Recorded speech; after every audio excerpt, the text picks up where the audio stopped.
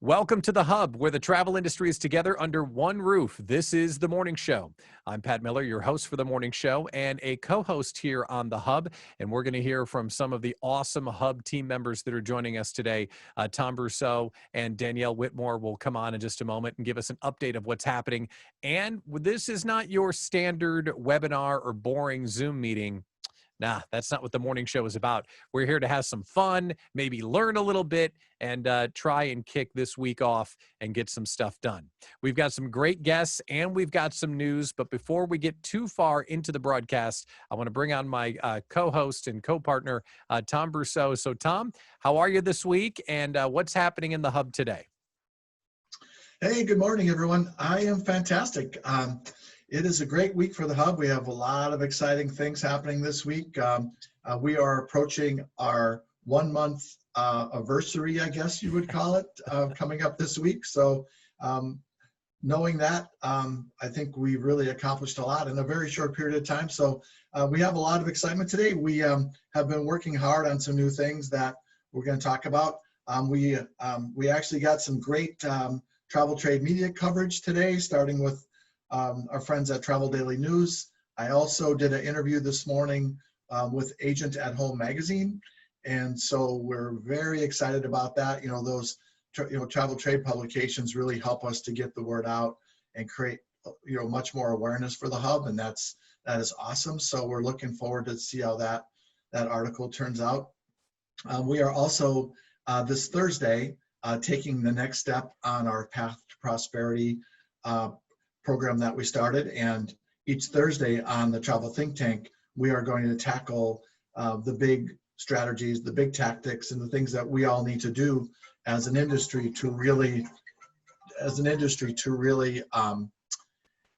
move forward and to get ourselves back to the place where we all want to be. So Path to Prosperity on Thursdays at 3:30 is extremely important. So hopefully we'll get a great group for that as well, and very much looking forward to that. The Path to Prosperity is something we can all get behind, and it's kind of a rally cry for the Hub. And you as a member or as a supplier, we would love to have you spread the word about the Hub. The more people that collaborate, the better. And it's been a month for the Hub. And by far, I would say, Tom, the best decision we've made so far is to bring in Danielle Whitmore to help us with this place. She's killing it. So Danielle, you're taking the lead on our destination communities. How are you and how are the communities today? Great, thank you. There's been a lot of progress in the last week with the Costa Rica community and another community that I'm working on, and we'll be able to tell you more about that soon. We're having a couple more meetings about that this week, and I know everyone will be super excited to see that one unfold.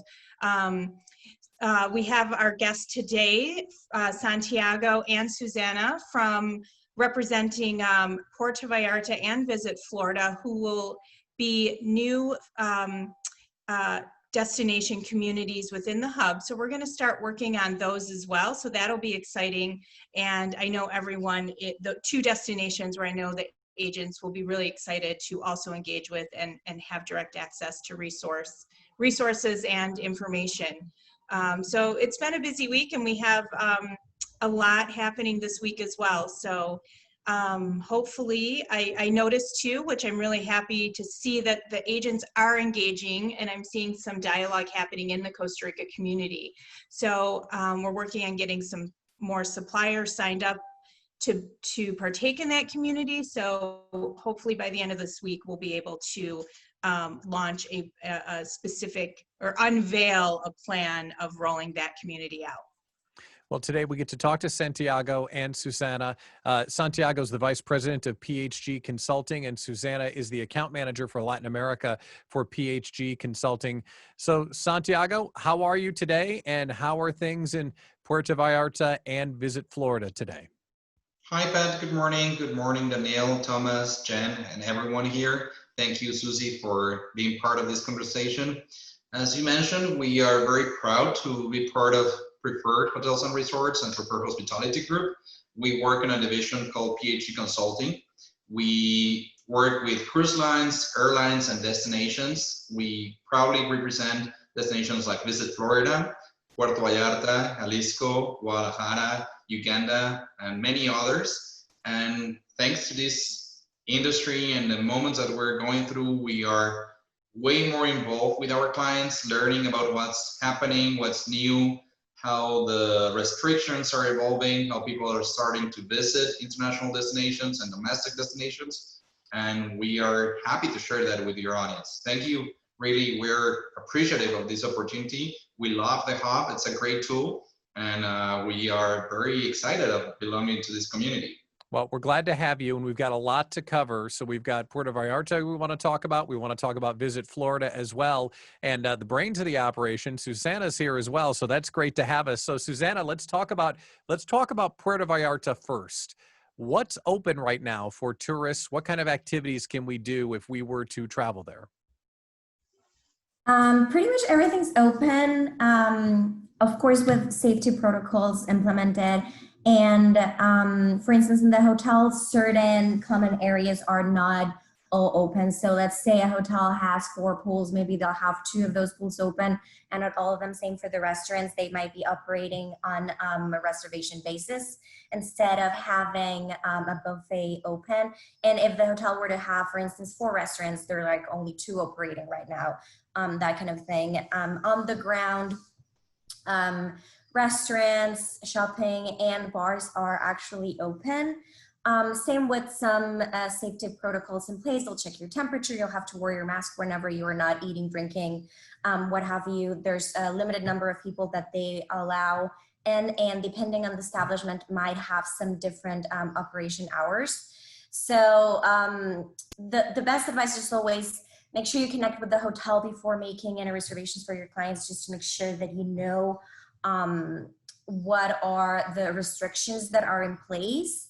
And same for certain attractions around anything that's water sports, all of that, that's widely open and safer because you'll be in the water. So that's not much of an issue right there. You need to take a boat.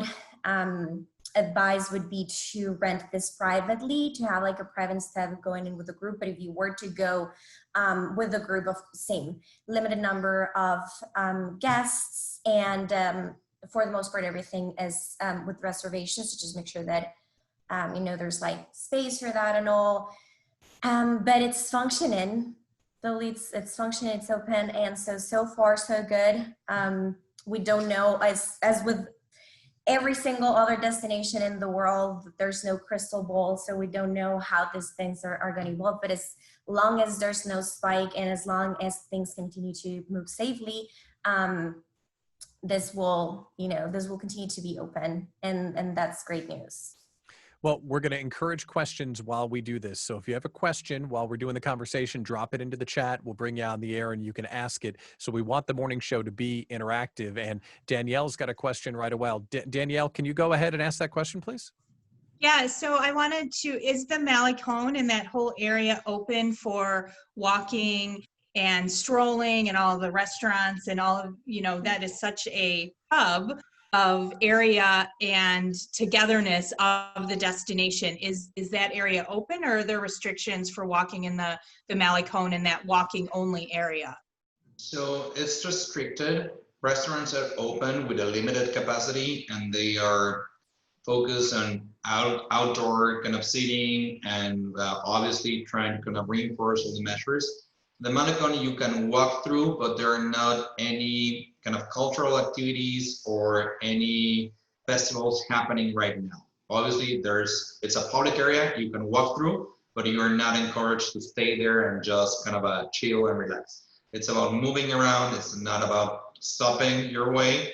And yes, I think that it's not where we would like to be, but it's a progress. Like, nightclubs just reopened with limited opening hours.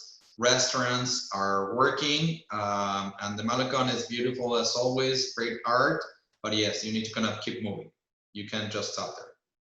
That's great. Thank you, Danielle, for the question, and Santiago for the answer. Let's go to what we need to know, because we're familiar with Puerto Vallarta. It's been around. We're all familiar with how beautiful it is.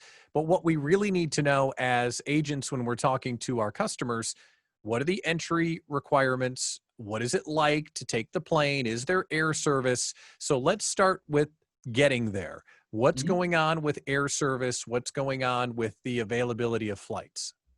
Great question, Pat. So I think it's very important to break all misconceptions related to closed borders. The border between Mexico and the US is closed, but only if you're either driving or walking through the border. If you're an American and you want to fly to Puerto Vallarta, there are no restrictions. As long as you have your passport, you can go to Mexico and enjoy a great time. Once you get to the airport, obviously, you'll be, as Susie mentioned before, facing a lot of new filters. They'll check your temperature, they'll ask questions, they'll try to make sure that you have no symptoms of the virus. But in terms of air connectivity, we're slowly but surely recovering the flights. Right now, we have almost 40% of the flights that we used to have in 2019. We have non-stop flights to Los Angeles, to Houston, to Dallas, and New York, and Chicago is recovering next month. So you might need to do an extra stop than you had to do before. But yes, of course, your clients can go to Puerto Vallarta, enjoy. Hotels also have limited capacity. Right now, they're at 30%, but they're growing into 50% capacity this month. So it's, as I said, it's as beautiful as always. It's a gorgeous destination. Food is still incredible. People are willing to see Americans back in Puerto Vallarta. But yes, we need to be conscious that a lot of things change and that we need to prevent spreading the virus. And we need to be very respectful of the measures that have been implemented, not only here in the US, but also in Mexico. And hearing that described, I appreciate you sharing that. Let's talk about what it's like to actually fly to Mexico, get off the plane, go through the procedures that you're talking about. Tom, you just got back from Mexico, didn't you? Can you describe what it's like and what that first person experience was like to get off the plane and do the thing? Sure. Yeah. So at my recent trip down to Mexico, I was very impressed with how the airport was being handled, and how they handled all the arrivals. And I think some of the key things were that while there was definitely additional safety protocols there, they made it very comfortable for the travelers. One example was that they had infrared heat scan stations set up that you essentially walked past, and if you weren't paying attention, you might not have even noticed that they were there. So they were taking steps to make sure that it wasn't very obtrusive, while at the same time getting the job done in terms of the screenings and making sure that upon arrival they had the necessary protocols in place. So I thought they really had a great balance of getting the job done, while at the same time making it comfortable for people, because they are on vacation and they're looking for an opportunity to get away. And so I thought really that part of it was handled very well, and especially even as the travel experience went out onto the outside of the terminal to meet your transportation, and how that piece of it was handled. The same thing. Very a very good process in terms of getting both the health and safety aspect done while making it comfortable for the traveler. Susanna, let's talk about the hotels themselves. Santiago mentioned they're at 30%, but they're going to open to 50%. It seems like we're feeling some momentum that Mexico is starting to open back up. Is that true? And is there availability as we look forward into the winter? I will let Santiago actually chime in on that one. Okay. Since he's the one in contact with the hoteliers recently. Fair enough. Fair enough. Santiago, is that true? Is it starting to open up more, and can we get a room this winter?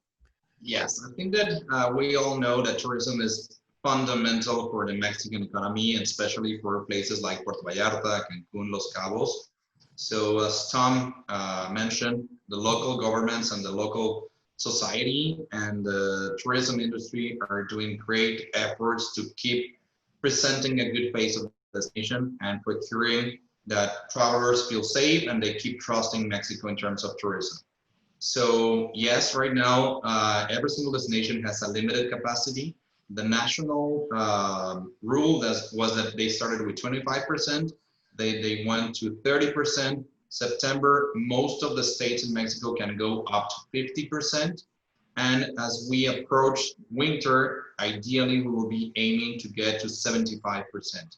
Obviously, we lost a lot of reservations in the Mexican destinations. Numbers are not as we would love to have, but we expect that the end of the year, Christmas, New Year's, and the following weeks will be around 60% occupancy.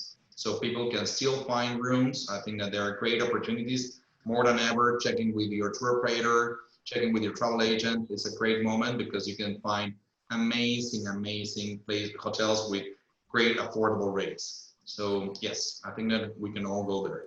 As we're talking to agents here on the Hub Morning Show, you passionately believe in what makes Puerto Vallarta unique. You have a very clear point of view that this isn't like some other destinations, even inside Mexico. I want to hear it just from you so we can translate that to our customers. Why do you believe that Puerto Vallarta is so unique? So Puerto Vallarta, for the ones that we've been lucky enough to be there at least once, the moment you get there, you feel a different vibe. Obviously, Mexico and the Caribbean and the Americas has great opportunities like Dominican Republic, Hawaii, the Caribbean. It's amazing. But Puerto Vallarta is very different because it's an old town. It has all roots in terms of the community. It has a local artist movement that is very relevant, and you can actually experience the true essence of Mexico, starting with the architecture, with the food, with the way that we party in Mexico, how much we love tequila. So Puerto Vallarta is a happy place. It's a place where everyone is welcome, and every single person in Puerto Vallarta is friendly. They are happy to see tourism coming back. And I think that agents need to promote that Puerto Vallarta is different to any other destination in Mexico. Puerto Vallarta is authentic. Puerto Vallarta is loving. Puerto Vallarta has obviously all the great things that nature can offer. Great beaches, the color of the ocean is pretty unique.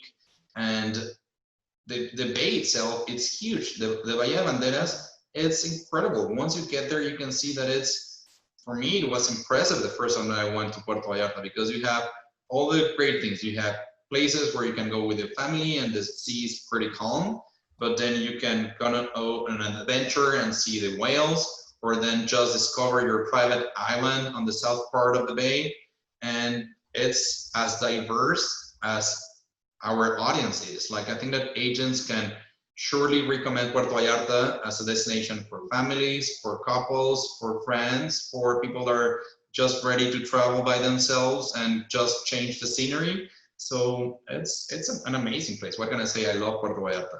Yeah, it sounds great. It's so great to hear it from you because that way we can take some of those words and phrases and use them with our clients. One of our Hub stars, Jennifer Waldron's on the call. Jennifer, you've got a question. Go ahead.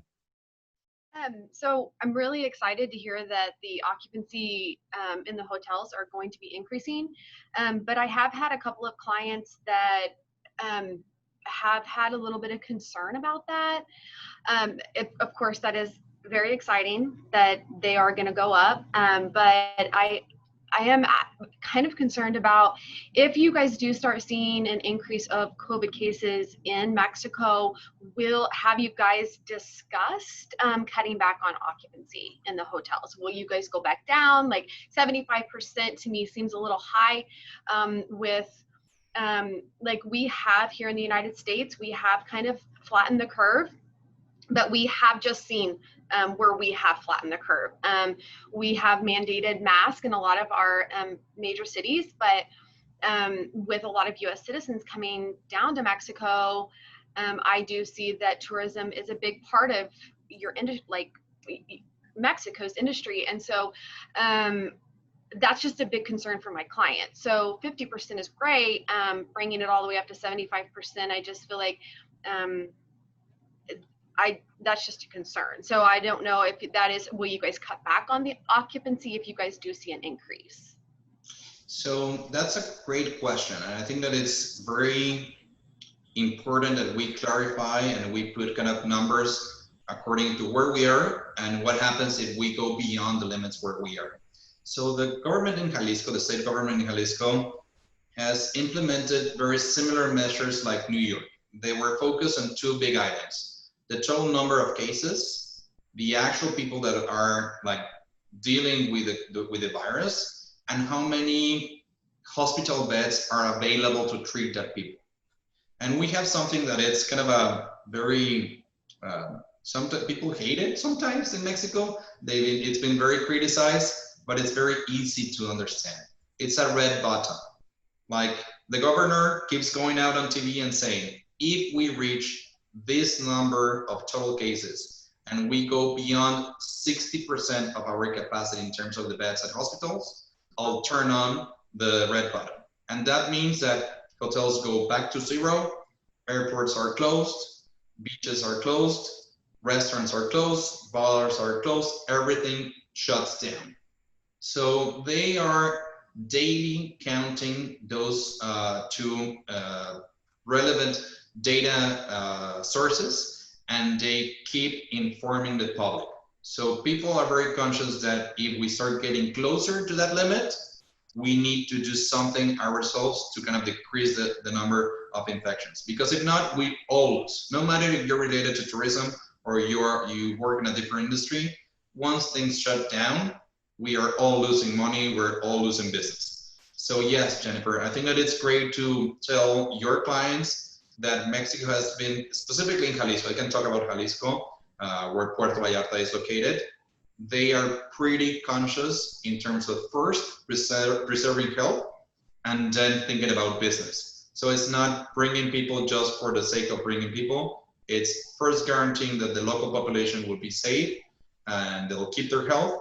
And second, that we are taking care of our visitors. So as Tom mentioned, once you get to Mexico, they check your temperature. They ask you a lot of questions to find out if you have been exposed to the virus. And hotels, for instance, when you get to Puerto Vallarta, they have an entire floor that is empty and it's just dedicated. If someone that is your guest gets there and it has high temperature or has any of the symptoms, they will be isolated until a doctor comes in, validates if they have or not the virus, and if they have the virus, they'll be removed from the hotel and moved into a hospital. So they are taking things seriously. Either if you are a local, you can be safe in terms of knowing that tourism is there to help. It's not there to kind of cause more problems. So also travelers can feel safe there and they'll see a lot of things that might be not normal and you need to face a lot of new controls, but it's for your own sake. So they're taking care of people. We're almost out of time for this edition of the Hub Morning Show. We've talked a lot about Puerto Vallarta, but I do want to talk a little bit about Florida as well. We saw a ton of interest in the United States of people traveling within the continental United States. Has that held tourism numbers in a decent place for Florida, or what's happening in Florida right now? Yes, so just to clarify, for Visit Florida, we do the representation in Colombia. So just so the trade knows here, Visit Florida, if you have any questions, like specific questions, you still do contact Visit Florida directly. We work with the trade in Colombia for the most part, but of course we are aware of the situation. And yes, national tourism is very different from what international tourism is like, and the Latin American market has a completely different travel behavior than the North America market has. But in Florida, most establishments are open, and as most states in the US, it depends on the county. So the county is the one that regulates what's going to open and what's not. For instance, Miami-Dade County indoors, there's a mask policy, while outdoors, you are allowed to not wear a mask as long as you keep a 10 feet distance away from people. Theme parks are opening. Restaurants are open as well with a 50% limited capacity in most of the state. Gyms are operating too. The only thing that's not fully operating across the state is bars. But if you are a bar that do have food service, you do classify as a restaurant. So those are open. And again, it's a 50% limited capacity. And it really depends on the county and the region that you're in, whether if it's like South Florida or North region or Central. beaches are open with certain restrictions. So it's very important. And this is not just for Florida, just in general. It's very important that you communicate with your client about what the travel experience is going to be like at any destination. You know, that you have to be prepared to go visit and do a different itinerary, because there will be restrictions. There will be certain things that are going to change in your vacation. So that's how you're going to plan, whether if you're going to do something more adventurous like, or if you're going to do, you know, if you are actually willing to visit restaurants instead of just maybe having a camping experience. But yes, so things are open in Florida. Local tourism has sustained, because of course a lot of states do want to go to the beach. They do want to get out of the house and go somewhere where they can have a little bit more interaction. So Florida does allow some of that, while still having safety measures in place. This is what the hub is about, though. When we need questions on Puerto Vallarta or Visit Florida, we have you to answer questions. And gee, I wonder what's going on in Florida. Boom! Phyllis Evanson is on the call. She's in Northern Florida. So Phyllis, thanks for coming and joining us today. Give us the scoop on what things are like in Florida. So other than our afternoon monsoons, it's great because we have the beach here, and so that does provide a lot of opportunities. So I do find a lot of my local clients traveling here locally to a lot of different resorts. We have so many different beach areas. You know, you have Panama City, we have here the Jacksonville area, you know, Cocoa, South Florida, the Gulf Coast. So people are doing it because they just need to just have that change of scenery. That sounds delightful. Believe me, I'm in my basement every day for the last 6 months. It sounds wonderful to come to Florida, and I'm glad that things are happening there. And thank you for coming on and describing it to us. It's that's what it's about, right? Gee, I wish we had someone in Florida. Boom, we have someone in Florida. That's fantastic. So thank you for coming on. I appreciate it. Danielle, I think this is the start of a conversation with PHG and Puerto Vallarta and Visit Florida, and this is what the destination community is all about. So what is going to happen, and how can we continue this conversation? Yeah, so I thank you, Susanna, for that great overview of Florida. And I know a lot of the agents, and I've seen some dialogue asking about different what's open and how things are different by county or resort area in Florida. So I think the next step here, and I'm super excited that with PHG and this group, we are going to start a destination community featuring Puerto Vallarta and Visit Florida. We're going to start populating with resources that all of the agents can use. I know that Puerto Vallarta has a great toolkit of some information and resources they can share, and I think we'll be able to have a place as well for Florida, which I see Florida actually doing quite well, I would assume, because people do want to stay closer to home. There are those who are going to travel internationally, but more so than ever,